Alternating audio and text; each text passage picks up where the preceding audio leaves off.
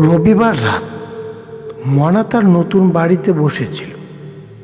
বাড়িটি ছিল পুরনো এবং অনেকেরই কৌতূহল ছিল এই বাড়ির ভৌতিক ঘটনার জন্য। মনা তার বন্ধু যোশীকে ফোন করে ডাকে, যোশী, তুই কি আজ আসবি? আমার বাড়িতে কিছু অদ্ভুত ঘটনা ঘটছে। আবার কি শুরু হলো?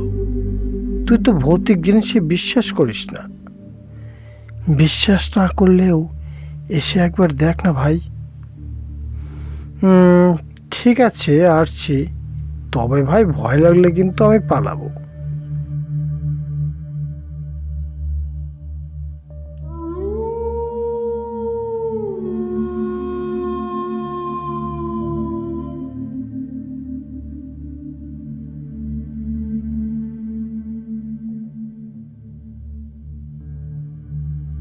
ঠিক রাত 9টায় যোশী মনার বাড়ির সামনে এসে দাঁড়ায়।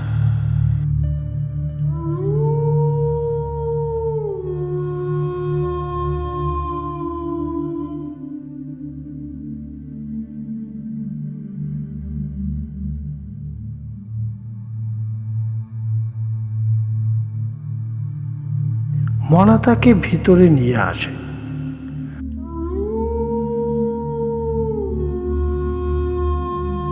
বাড়ির পরিবেশ শীতল এবং কিছুটা অন্ধকার।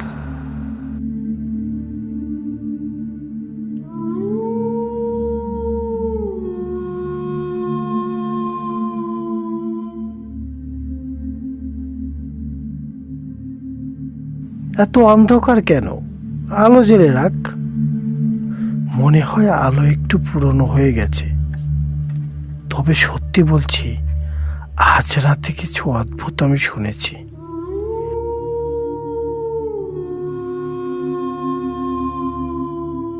দুজনেই সোফায় বসে থাকে। সময়ের সাথে সাথে রাত বাড়তে থাকে। রাত 11টা বাজে। মনা এদিকে ওদিকে মাঝে মধ্যে চেয়ে দেখছে। তুই কি কিছু দেখার চেষ্টা করছিস? হ্যাঁ, শুনেছি রাত 12টার পরে এখানে কিছু শোনা যায়।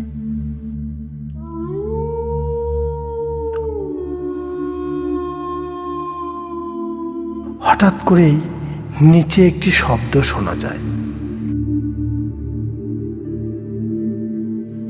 মনা ও যোশী দুজনই অবাক হয়ে একে অপরের দিকে তাকায়।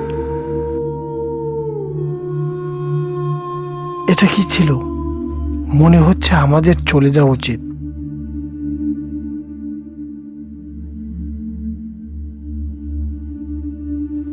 না, আমাদের দেখতে হবে।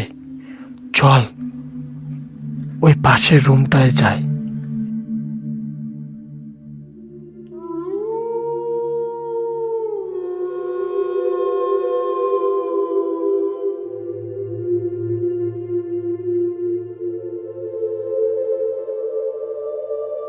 তারা দুজনেই দরজার দিকে চলে যায়।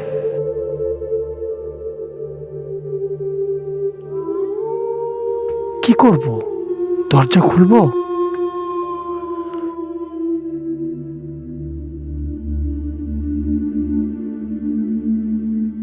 খুলতে তো হবে, হয়তো কিছু জানতে পারবো।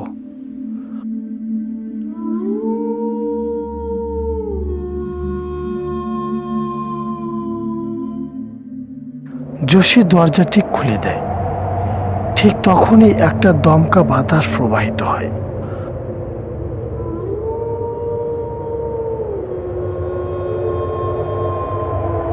অন্ধকারে একটি ছায়া দেখা যায়।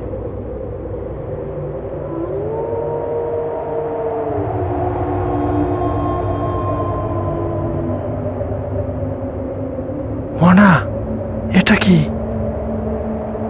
জানি না।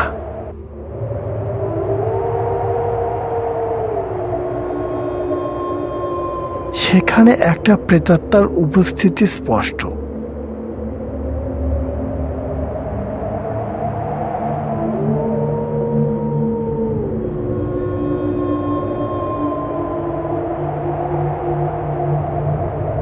তার চোখে রাগ ও ক্ষোভ।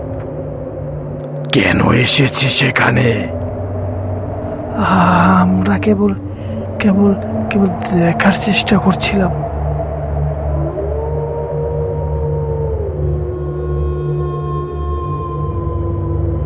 দেখার জন্য এখানে আসা?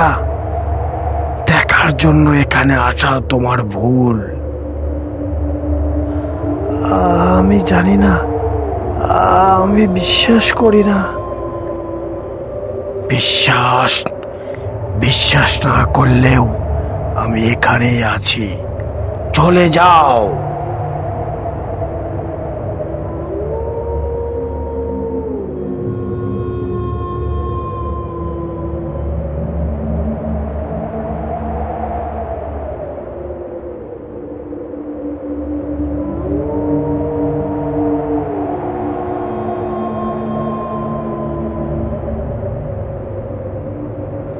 তারা দ্রুত পালাতে চেষ্টা করে। প্রেতাত্মার চিৎকার তাদের পিছু টানে। চলে যা, এক্ষুনি এখান থেকে পালা।